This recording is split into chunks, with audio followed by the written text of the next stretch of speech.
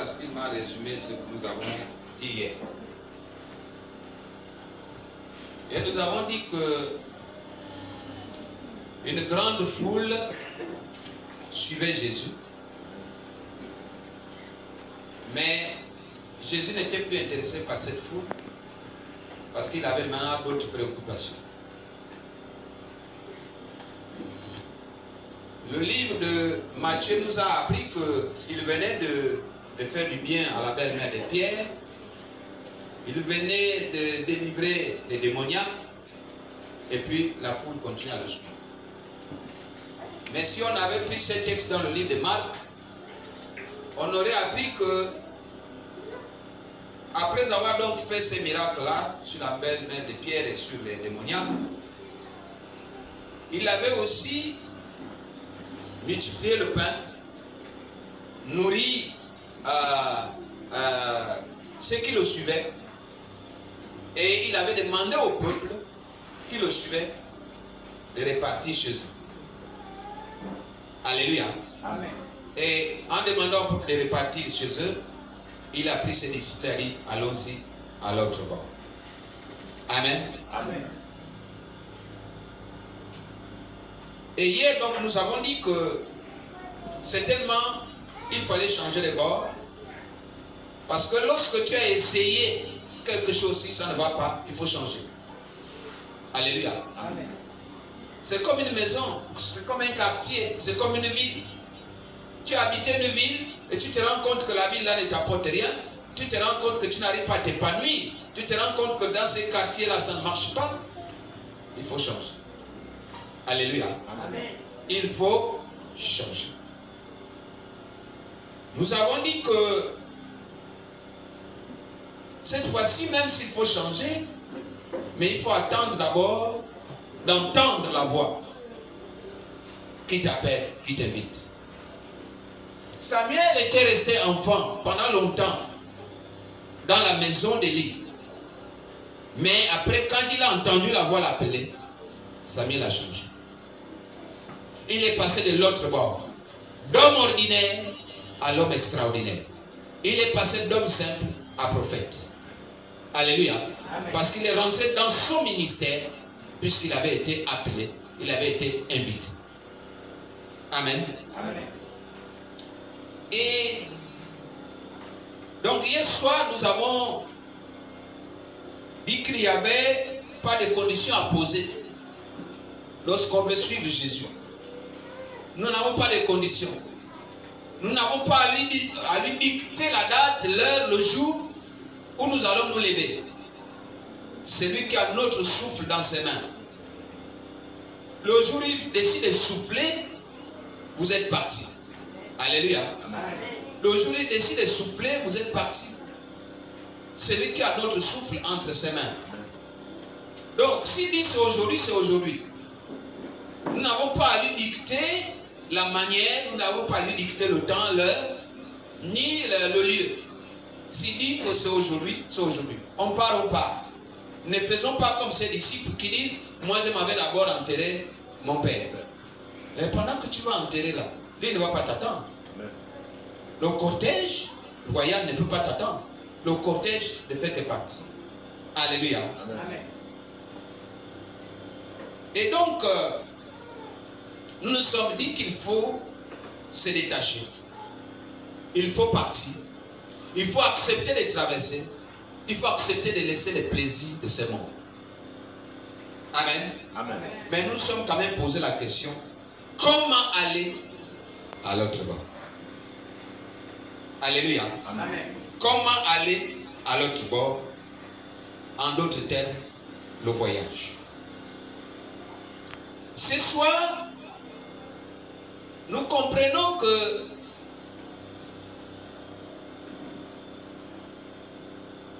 il y a un problème.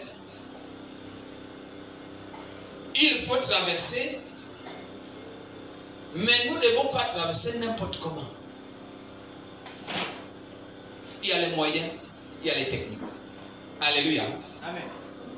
Chaque voyage que nous voulons effectuer ou que nous devons effectuer nécessite un moyen de locomotion.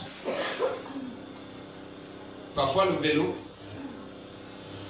parfois la moto, parfois la voiture, parfois l'avion.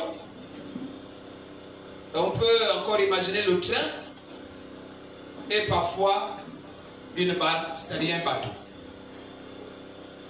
Quand on dit barque, c'est comme un terme générique qui pourrait désigner une pirogue, qui pourrait désigner l'orbord, qui pourrait désigner le bac, comme nous l'avons connu à l'époque où il n'y avait pas encore de pont, même à l'époque récente, à Kango, il y a eu le bac, pour ceux qui n'avaient pas vu le bac de Mouila. Alléluia. Amen. Parce que nous on traversait là avec un bac. Tout ça pouvait faire même 1 heure de temps pour traverser. Mais c'est pas grave, on traversait. Alléluia. Amen. Et il y a encore les bacs qui existent. Vous allez à Lebamba, si vous voulez aller à... Comment on appelle ça? Ansensele, ou bien chez mes amis... Non. Après, voilà, chez mes amis à Matamatsenge, si tu veux aller là-bas, tu passes par le bac. Et donc, c'est dans cet ensemble-là qu'on peut appeler directement une barque, c'est-à-dire une embarcation. Alléluia. Amen. Alléluia. Amen. Mais puisqu'il s'agit d'une traversée, Jésus demande d'aller à l'autre bord. Donc ce n'est pas l'avion, ce n'est pas le train, ce n'est pas la moto, ce n'est pas la voiture, ce n'est pas vélo, comme disent les Ivoiriens, mais c'est quoi? C'est barque. Alléluia. Amen. Donc nous prenons la barque ce soir. Nous prenons le moyen le plus recommandé pour traverser, c'est-à-dire la barque. Même si l'histoire biblique nous apprend des traversées un peu extraordinaires. Parce que ça aussi, il ne faut pas oublier. L'histoire biblique nous a appris quelques traversées qui étaient extraordinaires. Il n'y avait pas la barque. Nous nous rappelons, nous nous souvenons de la traversée de Moïse avec le peuple d'Israël, qui ont traversé la mer Rouge à sec. Alléluia. Amen. Et lors de cette traversée, il n'y avait pas de bateau, il n'y avait pas de pirogue. Ils ont traversé et l'armée de Pharaon a été engloutie parce que eux aussi, ils croyaient qu'ils allaient traverser. Mais la différence entre les deux traversées, c'est que les uns avaient quelqu'un avec eux, Amen, qui était le chef de la mer, Amen, et les autres avaient un autre aussi qui était avec eux, mais qui était sous couvert du chef. J'espère que je parle à quelqu'un. Amen. Il y en a qui avaient le chef de la mer. Ils ont traversé à sec. On a seulement dit à Moïse, pose ton bâton, que simplement le bâton touche l'eau. Il a mis le bâton dans l'eau, l'eau s'est coupée. Souvenez-vous que ce bâton-là va se transformer des années, des centaines ou des milliers d'années plus tard en manteau. Et dès qu'on frappe ces manteaux, les eaux aussi se coupent. Amen. Oh, je croyais que je parlais à quelqu'un. Ça va se transformer. C'est le même bâton. Parce que là aussi, il y a eu une traversée. On va traverser le Jourdain. Élie et Élisée vont traverser le Jourdain à sec aussi. Amen. On frappe l'eau, les eaux s'écartent et on traverse. Alléluia. Amen. Mais il y a eu aussi une autre traversée, si vous vous souvenez, la traversée de Jésus. Jésus a marché sur les eaux sans bateau, n'est-ce pas? Amen. Il a marché sur l'eau. Sans bateau, sans rien du tout, il a marché sur l'eau. Il a commencé à marcher. En réalité, bon, je n'ai pas peut-être le temps de vous lire l'histoire. Nous sommes dans le livre de Marc. On peut voir ça dans le livre de Marc.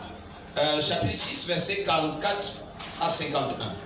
Marc 6, 44 à 51. Vous pouvez aller lire. Ça s'est passé comment? Cette traversée-là, c'était le lac de Nazareth. Ce n'était pas le lac de Galilée.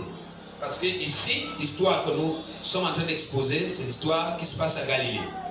Mais l'histoire que je raconte dans le livre de Marc, cette fois-ci, c'est à Génézareth. Jésus va dire au peuple, à ses disciples, montez dans la barque. Il monte dans la barque, il dit allez-y. Moi je m'en vais d'abord prier. Donc lui se met d'abord à prier, il va sur la montagne, il va prier. Pendant qu'il prie, quand il revient de la prière, la barque était déjà très loin. La barque était déjà très loin et les flots commençaient à monter, la mer commençait à gronder, les vagues commençaient à bouger. Jésus s'est dit, il faut que je les rattrape, il faut que je les suive. Bon, avec quoi? Tu n'as pas de pinasse. Tu n'as même pas une ligne. Ça, c'est notre français. Alléluia. Amen. Tu n'as pas la pirogue pour ramer. Mais tu veux quand même rattraper un bateau qui est loin. Jésus a fait quoi? Il a commencé à marcher. Il a marché. Il a marché. Et les disciples ont cru qu'il y avait un fantôme qui marchait sur l'eau. Mais comme Pierre, on l'appelle le zélote, donc le zélé, et il dit, c'est qui ça, c'est un fantôme? Et Jésus dit, non, non, non, non, c'est moi. Et il dit, c'est toi. Bon, si c'est vraiment toi, fais en sorte que moi, je te retrouve là-bas. Il dit, viens. Pierre a commencé à marcher sur l'eau. Mais le vent soufflait tellement qu'il a eu peur. Il a failli se noyer. Et c'est comme ça que Jésus a avancé. Et il a pris par la main. Ils sont rentrés dans le bateau. Alléluia. Amen. Voici aussi notre traversée. Mais en dehors de cette traversée miraculeuse là, la traversée se fait avec une barque. Cette fois-ci, Jésus va prendre une barque et va être rejoint par ses disciples. Parce que, regardez le verset 23. Il monta dans la barque et ses disciples le suivirent. Écoute, il faut bien lire. Les mots ont un sens, la position des mots. Il monta dans la barque et ses disciples le suivirent. Ça dit quoi? Il était le premier à monter. Amen. Amen. Ça dit que c'est lui qui conduit. Amen. C'est le chef qui est devant. Donc il est monté et les autres sont arrivés, l'ont rejoint dans la barque. Seulement la mer de Galilée est connue pour ces grandes tempêtes. Ça, l'histoire nous a toujours rappelé les grandes tempêtes qui se déroulaient dans la mer de Galilée. Et là, ça n'a pas échappé. La mer de Galilée a commencé à monter. Au milieu du voyage, ça a commencé à grogner. Ça a commencé à gronder. Alléluia. Amen. Des vents violents sont arrivés. Et ça soulevait des grandes vagues. Et ça a commencé à perturber la quiétude des voyageurs. Les uns et les autres ont commencé à avoir peur. Alléluia. Amen. Les uns et les autres ont commencé à avoir peur. Ces jours-là, Jésus traversait avec eux l'ouest en est, c'est-à-dire de Capernaum à Gadara. Jésus était dedans. La Bible nous apprend au verset 24. Et voici, il se leva sur la mer, une si grande tempête que la barque était couverte par les flots. Et lui, il dormait. Et lui, il dormait. Je vais reprendre. Et lui, il dormait. Je vais d'abord m'arrêter là. Attention. Lui, il dormait. Vous êtes sûr? J'ai envie de profiter pour encore expliquer une fois de plus qu'on dit la lettre tue, mais l'esprit donne la vie. Si tu t'en tiens à la lettre telle que c'est écrit, tu es mort en guerre. Mais si tu rentres dans l'esprit, tu es vivant. Et lui, il dormait. Oh, la même Bible nous apprend. Il est de Dieu qui ne sommeille ni ne dort. Amen. Ça veut dire que la Bible se contredit? Non, elle ne se contredit pas. Mais parce que toi, tu vas prendre dormir ici au sens de la lettre. Vous pensez qu'il dormait? Amen. Il ne sommeille ni ne dort. On nous dit il dormait. Oh. Bon, il dormait. Ah, ok. Et la tempête va éclater. Le monde va commencer à trembler. Le monde va commencer à avoir peur. La tempête est là en train de gronder. La barque est déjà en train de bouger. Les flots commencent à monter. Vous savez, quand il y a les flots, ça commence à monter dans la barque. Mais les autres commençaient à trembler. Ils avaient oublié que ce n'étaient pas eux les capitaines. Vous savez, dans chaque voyage, il y a un chef de mission. Alléluia. Amen. Lorsque tu voyages avec ton enfant, avec ta famille, tu es le chef. Vrai ou faux? Amen. Lorsque tu voyages avec ton épouse, tu es le chef. Lorsque vous êtes un groupe, peut-être un groupe de travail, on vous a envoyé, on a désigné le chef de mission. Amen. Mais lorsqu'on prend la barque, j'aime quand je vais à Angoissa. Qui connaît Angoissa? Quand je vais à Angoissa, souvent je me souviens du passage. Chaque fois, le passage là me revient à l'esprit. Parce qu'il y a toujours un capitaine. Mais parfois c'est un enfant comme ça. Mais c'est lui le capi. C'est lui le capi. C'est-à-dire que s'il décide de vous jeter avec sa pirogue, il vous jette. C'est lui le capitaine, il commence. Mais tu regardes, tu dis, celui-là. Et ils ont parfois, les gens, les capitaines d'Angoissa là, ils ont souvent ma culotte. Avec les phares. Alléluia. Amen. Avec les phares. Ils sont là et ça commence à naviguer. Même la nuit, ils sont capables de te faire traverser. Tu trembles là. Mais pourquoi on tremble? Parce qu'on n'a pas trop confiance au capitaine. On n'a pas trop confiance au capitaine. Et les gens dans la barque ici commençaient à trembler. Ils avaient deux choses qui leur faisaient trembler. La première, ils ne savaient pas qu'il y avait un capitaine qui conduisait la barque. La deuxième, il y avait un passager qui était avec eux qui ne connaissait pas. Ils ne savaient pas que ce passager-là n'était pas un passager comme tout le monde. Alléluia. Amen. Et donc, ils tremblaient. Et ça, c'est ce qui est capitaine ici, qui est avec nous, qui commande cette barque-là, qui peut faire quoi? Alléluia. Amen. Alléluia. Amen.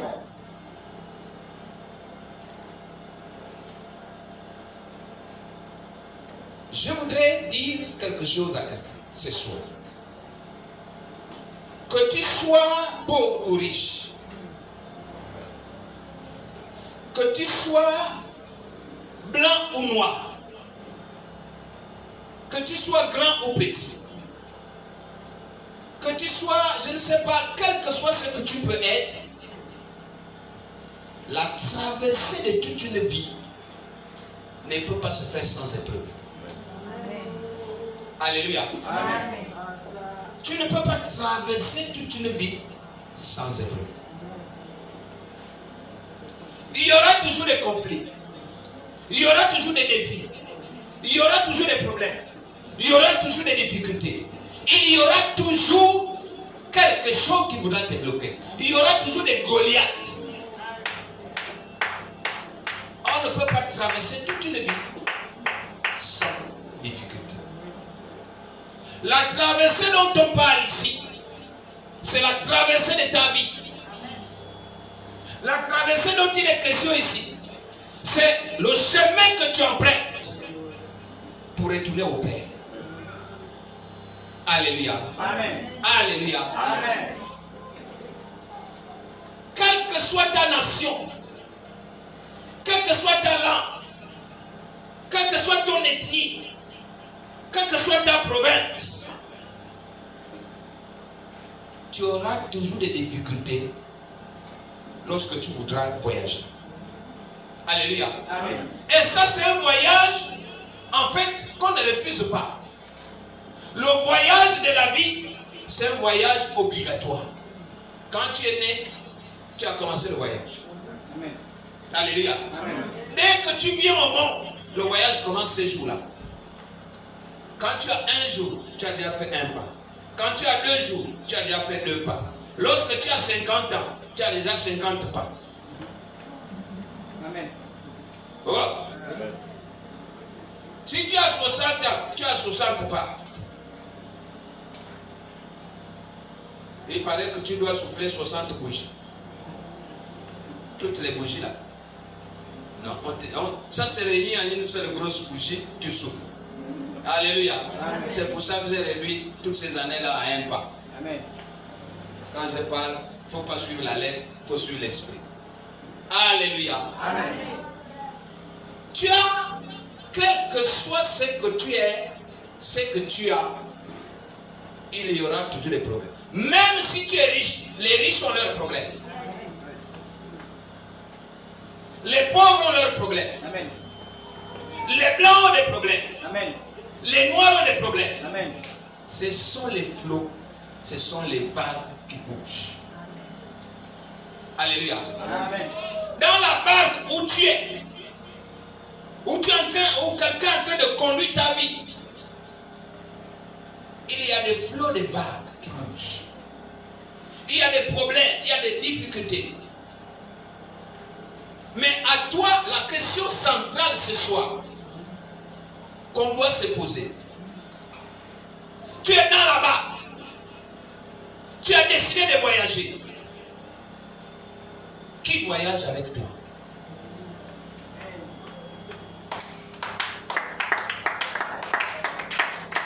Qui est dans la barque avec toi?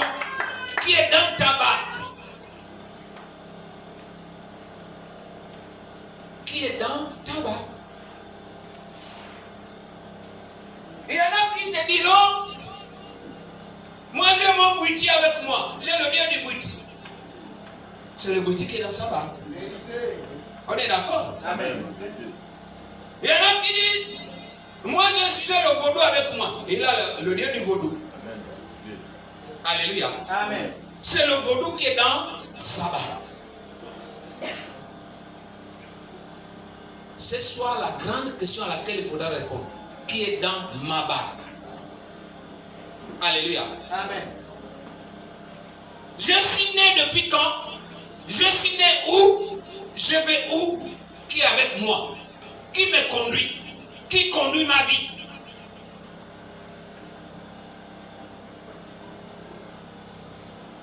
Tout le monde a eu peur à un moment ou à un autre dans la vie. Tout le monde a été exposé à des difficultés, à des drames, à des douleurs. Tout le monde, à un moment, à un autre, a perdu quelqu'un de cher dans sa vie. Tout le monde, à un moment, à un autre, a eu une maladie qui l'a peut-être terrassé. Mais sur qui tu comptes? Qui est avec toi? Alléluia. Amen. Alléluia. Amen. Je voudrais qu'on lise ensemble une histoire. Exode 33.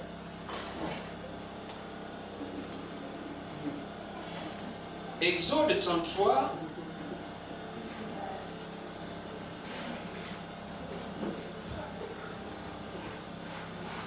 Nous allons lire du verset 12 au verset 15.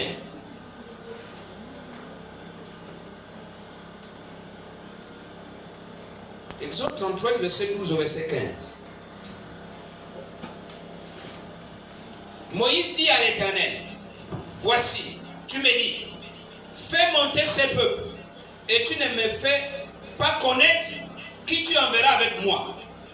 Cependant, tu as dit, je te connais par ton nom, et tu as trouvé grâce à mes yeux. Maintenant, si j'ai trouvé grâce à tes yeux, fais-moi connaître tes voies. Alors, je te connaîtrai et je trouverai encore grâce à tes yeux. Considère que cette nation est ton peuple. L'Éternel répondit, je marcherai moi-même avec toi et je te donnerai du repos. Moïse lui dit, si tu ne marches pas toi-même avec nous, ne nous fais point partir d'ici. Si tu ne marches pas toi-même avec nous, ne nous fais point partir d'ici. Alléluia. Amen. Alléluia. Amen.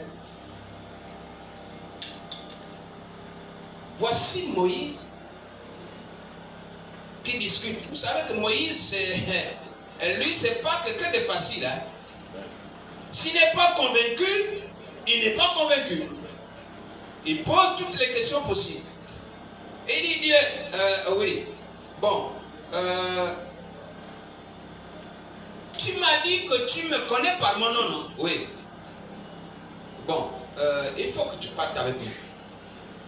Parce que si tu ne pars pas avec nous, la traversée du désert, sans toi, c'est un exercice difficile. Alléluia. C'est très compliqué. Traverser tout le désert là, depuis l'Égypte, on sort de l'Égypte, on va traverser tout le désert là, pour rejoindre Canaan, ce n'est pas donné à tout le monde si tu n'es pas avec nous. Il faut que je sois convaincu que tu es avec moi, que tu es avec ton peuple, le peuple que tu t'es choisi. Alléluia. Amen. Alléluia. Amen. Ne suivez pas les enfants, ça va passer. Il y a un évangéliste au nom de Richard, de Charson, qui va raconter l'histoire d'un pasteur qu'il a rencontré en prison. Il le rencontre et le pasteur va lui raconter l'histoire, comment il est parti de chez lui pour la prison. Et il dit, un beau matin, je me suis réveillé,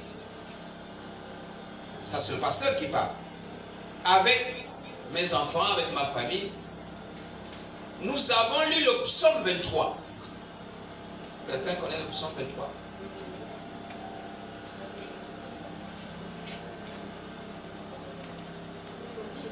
Quelqu'un connaît le psaume 23? Qui peut le réciter? L'Éternel.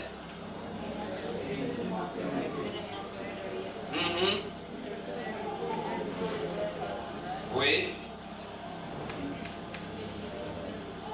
Et il faut continuer. Après le vert pâturage, ça devient le blanc pâturage. Bon, ça devient blanc puisqu'on ne reste pas. Alléluia. Donc lui, il s'est réveillé le matin. Il a commencé à lire ses psaumes. Il a fait la lecture de ces psaumes-là. Il a prié avec sa famille. Mais dans le psaume,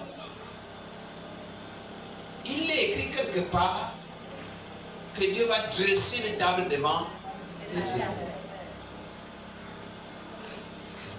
Et donc, pendant qu'il est à table avec ses enfants, avec son épouse, en train de manger, de prendre le petit déjeuner. Pendant qu'il prend le petit déjeuner,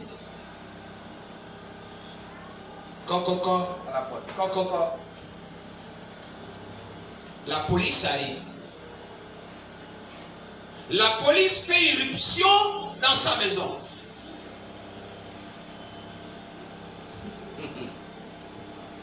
Vous savez, en réalité, souvent, quand j'ai lu les histoires des gens là, j'ai dit, est-ce qu'on a tous été appelés réellement? Parce que c'est... Non, qui lui a donné? Je vais vous lire quelques phrases que j'ai copiées dans cette histoire. Quand la police rentre pour venir l'arrêter, il dit, vous êtes l'accomplissement de ce que nous avons prié aujourd'hui. Il dit aux policiers, il dit, vous êtes l'accomplissement de ce que nous avons prié aujourd'hui.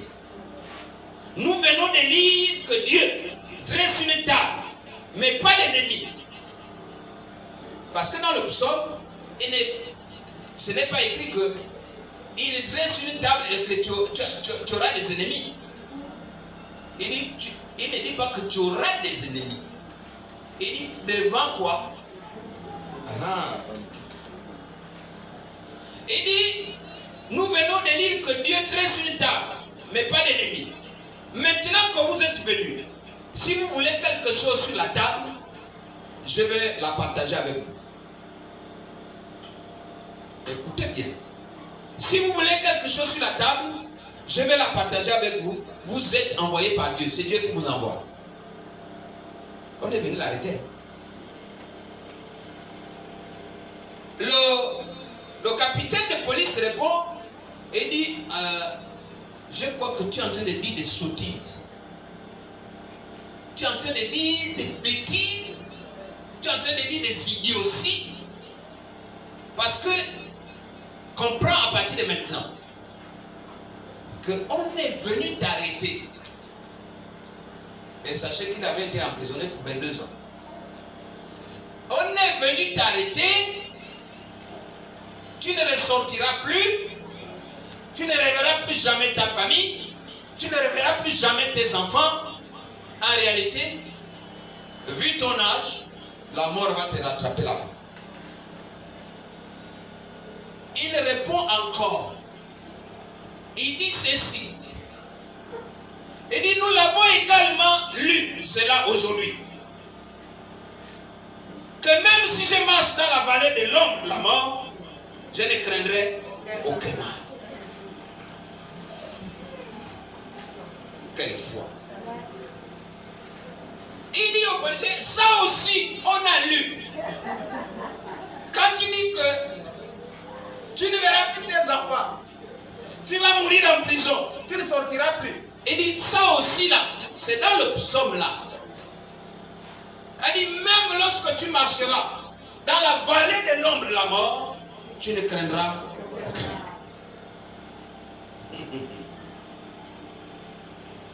Ici, en réalité, quand nous regardons les réponses de cet homme de Dieu, ça montre quoi? Ça montre que la présence de Dieu à ses côtés avait enlevé quoi? Les inquiétudes, la peur. Quelqu'un a compris? Amen. La présence de Dieu à ses côtés a enlevé les inquiétudes, a enlevé la peur. Inquiétude à côté, peur à côté. Alléluia. Amen.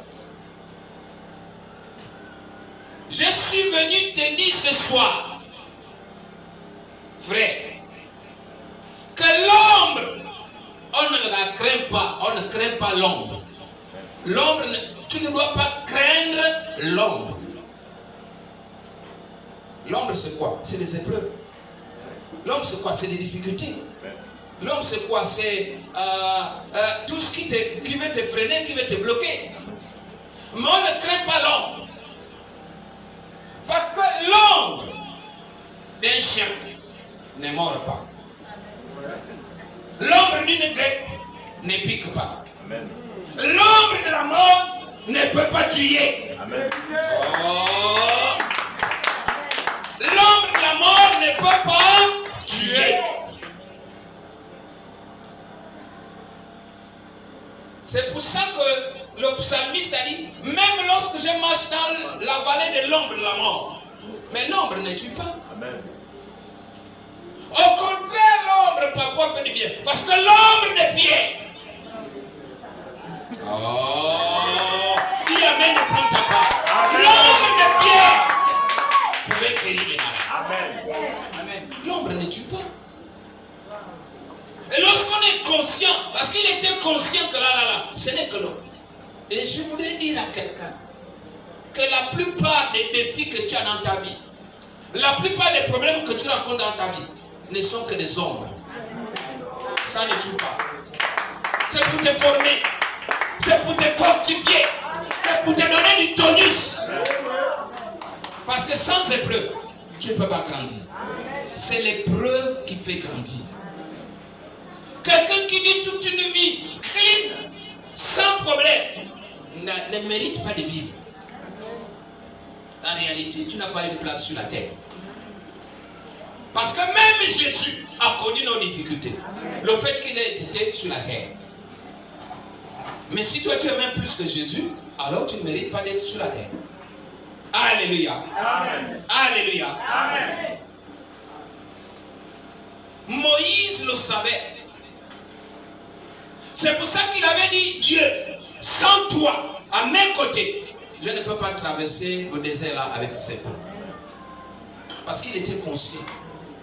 Il était conscient que sans la présence de Dieu, on ne peut rien faire. Il a dit tout ce qu'on peut imaginer, tout ce qu'on peut prévoir, mais sans Dieu, on n'a pas la chance d'aboutir. Alléluia. Amen. Parfois, on aboutit à des solutions provisoires. Parfois, on aboutit à des solutions éphémères. Parce que nous n'avons pas associé Dieu avec nous dans notre marche. Alléluia. Amen. Alléluia. Amen. Mais David aussi le savait. Lorsque David va tuer l'un de ses soldats d'élite, Uri, pour prendre Bathsheba, sa femme, David n'avait pas peur de perdre sa royauté. David n'avait pas peur. Il tue celui le roi, même si on l'enlève, s'en fout. Mais David avait peur de perdre la présence de Dieu. C'est pour ça que David, après cet acte, il est parti se mettre à genoux pour dire, Dieu, je reconnais, j'ai péché contre toi. Alléluia. Amen. Parce que tout ce qui faisait peur à David, ce n'était pas de perdre la royauté. Ce qui a toujours fait peur à David, c'est de perdre la présence de Dieu à ses côtés. Alléluia. Amen. Alléluia. Amen.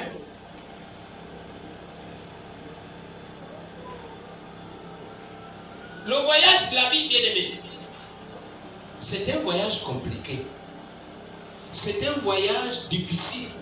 C'est un voyage long. Mais ce n'est pas un long fleuve tranquille. Ce n'est pas un long fleuve tranquille. Tu ne peux pas faire des 0 minutes. 0 minutes.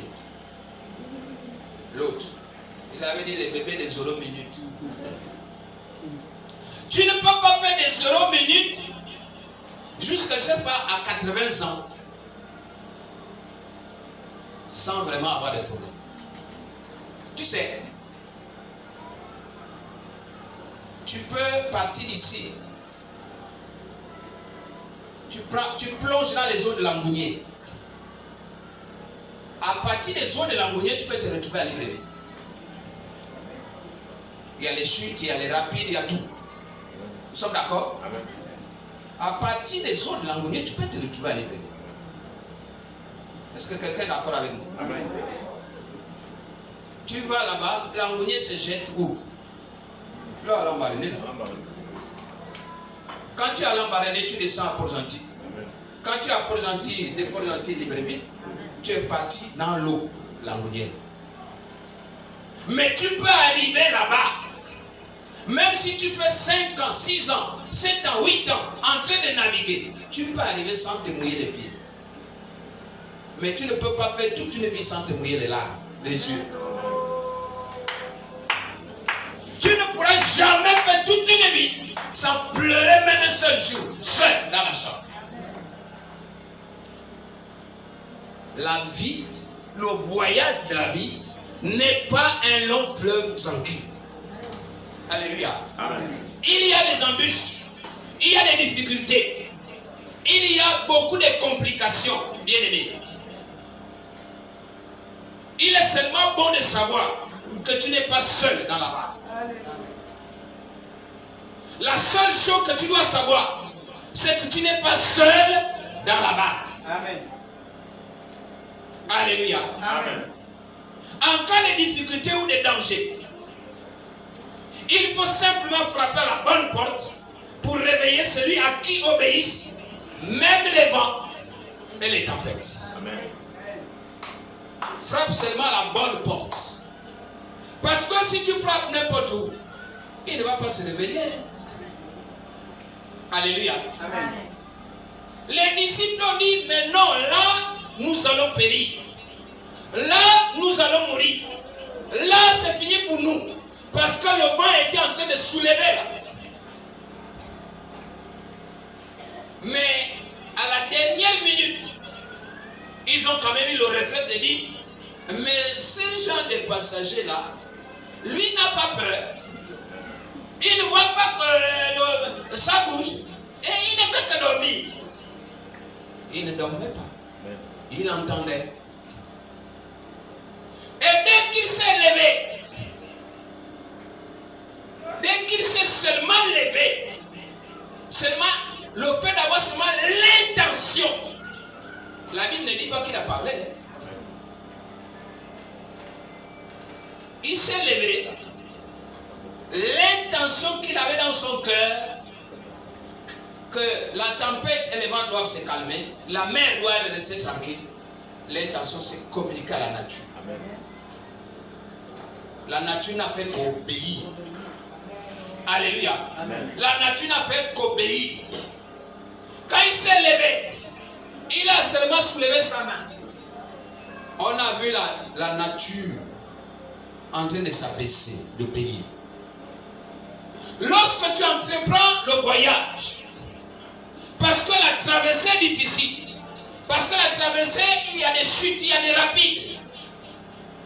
Dans les eaux là, les eaux sont troubles parfois. Si tu n'as pas celui qui commande le vent, si tu n'as pas celui qui commande la tempête, si tu n'as pas celui qui commande la nature, tu es fini. Alléluia. Amen. Il te faut quelqu'un qui te conduit. Il te faut quelqu'un qui calme les tempêtes de la vie. Alléluia. Amen. Parce que Jésus doit toujours être en toi et avec toi. Alléluia. Amen. Vous savez, je monte dans la barque et je commence à avoir peur. Mais quand je commence à avoir peur, je fais appel à qui? Je m'avais cogné qui? Le chef de la tempête, le chef de la mer, le chef du vent. Alléluia. Amen. Si je ne l'appelle pas, il ne viendra pas. Il était là, les gens disaient qu'il dormait. Mais si on ne l'avait pas appelé, il n'allait jamais se lever. Et vous savez ce qui allait se passer? Les gens allaient périr. Mais pas lui. Parce que lui, il pouvait même dormir sur la mer. Mais quand il marche sur la mer, comme si c'était un matelas, il pouvait même dormir sur l'eau. Il dort là, l'eau ne fait que couler, mais lui il dort. C'est un matelas pour lui. Et vous-même, vous mourrez. Parce que vous avez ignoré sa présence. Vous savez, Dieu est jaloux. Jaloux de sa gloire qu'il ne partage avec personne. Vous voulez montrer que vous avez aussi de la gloire, bien que la gloire appartient à quelqu'un d'autre. Il vous ignore aussi. Il vous laisse périr rattraper. Il peut vous faire comme Jonas, une autre traversée. Une autre traversée qu'on a même oubliée, la traversée de Jonas. On peut traverser dans le poisson. S'il a pitié de vous, on vous renverse d'abord. Ensuite, il commande à chaque poisson d'avaler quelqu'un. Et il allez les déposer là-bas. C'est des petits morveux, et ils ne savent rien, des petits voyous. Alléluia. Amen. Parce que Dieu reste Dieu. Vous vous rappelez de cette histoire que je vous ai toujours contée ici. L'autre aussi va traverser. L'autre. L'autre aussi veut traverser. Mais il a peur. Amen. Il cherche quoi? Une barque. Il cherche quoi? Une barque. Moussondie. Hein? La souris va traverser. Comme toi et moi. Nous voulons traverser. La souris aussi va traverser. Mais la souris a peur. La souris cherche une barque. La souris cherche une barque qui peut l'amener. Avec quelqu'un qui peut la protéger. La souris va monter sur quoi? Sur l'oreille de l'éléphant. Et quand les deux traversent, c'est la souris qui commence à dire, tu as vu comment on a fait trembler le pont? Tu as vu comment on a fait trembler le pont? Qui a fait trembler le pont? Toi là, qui tremblotait comme une feuille morte. Alléluia. Amen. Mais parce que lui, il a cherché une barque. Il a cherché à se sauver. Mais tu ne peux pas si tu n'as pas trouvé une barque quelque part. Alléluia. Amen. Alléluia. Amen. Bien-aimé. Je voudrais t'annoncer que quel que soit le moyen de transport que tu vas apprendre, que tu vas emprunter, allez je dis, quel que soit le moyen de transport que tu vas emprunter, si à l'intérieur de ce moyen de transport-là, le chauffeur des chauffeurs, le capitaine des capitaines, le pilote des pilotes n'est pas dedans, tu n'iras nulle part. Amen. Alléluia. Amen. Quelqu'un d'autre arrive. Il monte dans l'avion. Il trouve que tous les passagers étaient déjà là assis. C'est lui seul qui manquait. Il monte. Et puis il dit, je suis la personne la plus importante. C'est moi que tout le monde attendait. Peut-être c'est le président. Vous savez que quand le président monte déjà, on ferme le cockpit, puis c'est terminé. N'est-ce pas? Amen. Bon, ça veut dire que les autres sont déjà montés. Bon, il arrive, puisqu'il est président, il arrive, il monte. Les moteurs ne chauffent même pas. Il est là depuis 1 heure. Il n'y a rien, aucun signe de vie dans l'avion. Et puis, sous la fine pluie, on voit quelqu'un qui vient avec comment on appelle ça? Pour se protéger de la pluie. L'imperméable. On voit, il vient. Et il colle. À l'avion comme ça, il colle. Et le président s'énerve. Et dit, il ne peut pas y avoir quelqu'un qui monte après moi. Bon, donc c'est à cause de lui là que moi je suis là depuis plus d'1 heure, 2 heures déjà. Après on dit, monsieur le président, oui, on peut ouvrir, non? Non, c'est moi. Bon, monsieur le président, oui, si on n'ouvre pas, c'est pas bon. Qu'est-ce qui n'est pas bon? Donc, ça veut dire que lui il peut monter après moi. Non, monsieur le président, ouvrons quand même. Après on dit, monsieur le président, c'est le pilote.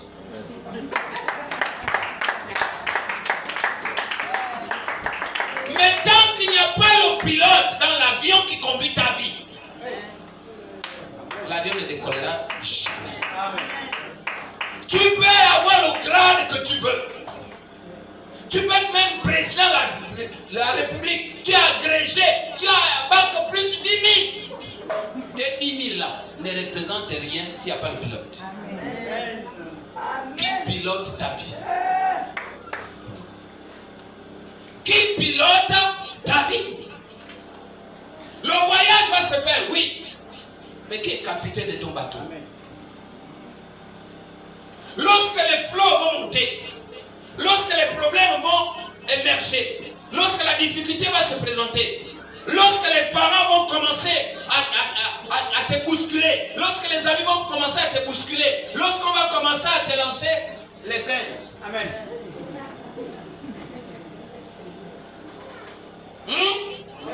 Qui va te défendre? Qui va te défendre? Parce qu'il te faut un avocat. Il te faut un défenseur.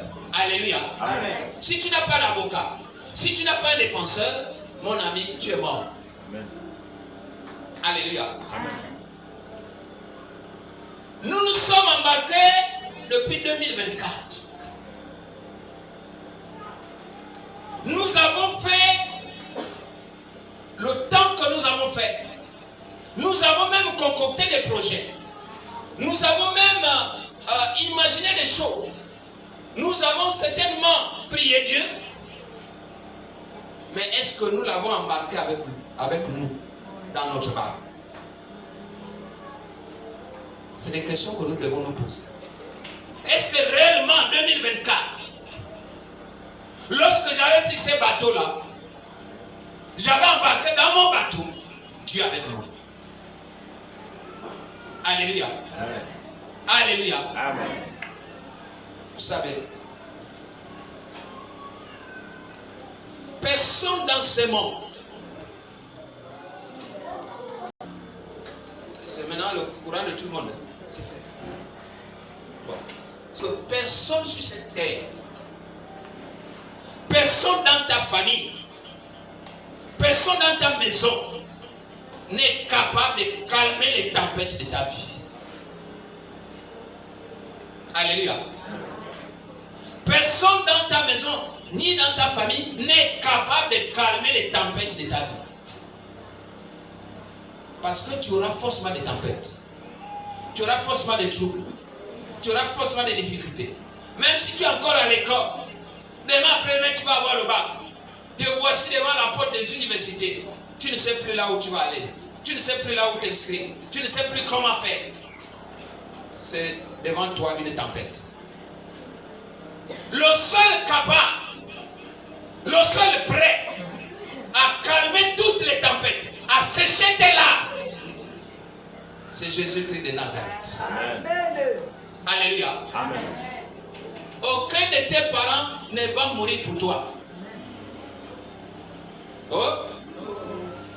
Tu es son neveu et il dit, il a sa vie, moi aussi j'ai ma vie.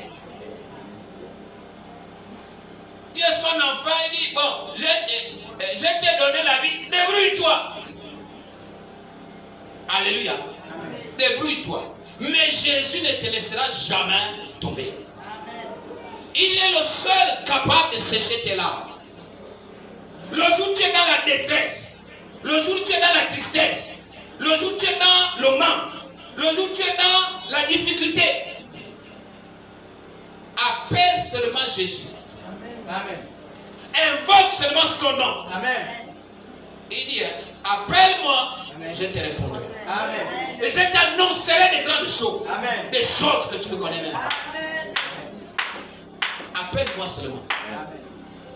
Tu es dans la barque. Les flots commencent à monter. Les flots de la vie. Les difficultés. Je ne sais pas quoi. Qu'est-ce qui est en train de t'embêter? Peut-être le travail. Peut-être les enfants. Peut-être le mariage. Peut-être, je ne sais pas, les études. Peut-être le voyage. Tu es dans toutes les difficultés nécessaires. Parfois, tu es en train de te dire, je me suis trompé, je me suis mal engagé, ce n'était pas la bonne voie, ce n'était pas ceci, ce n'était pas cela. Mais le seul capable de te rappeler que Le meilleur chemin, c'est celui-ci, c'est Jésus-Christ de Nazareth. Amen. Parce qu'il dit, il est le chemin, la vérité et la vie. Alléluia. Amen. C'est lui le pain de vie. C'est lui le capitaine de tabac. C'est lui qui fera décoller l'avion qui va t'amener de 2024 à 2025. Alléluia. Amen. Tu ne peux pas décoller si tu ne lui fais pas confiance. Tu as déjà décollé. Tu as déjà traversé. Les flots sont là. Jésus a déjà calmé la tempête. L'autre bord s'ouvre devant toi. Que Dieu te bénisse. Ce sera l'objet de l'ennemi.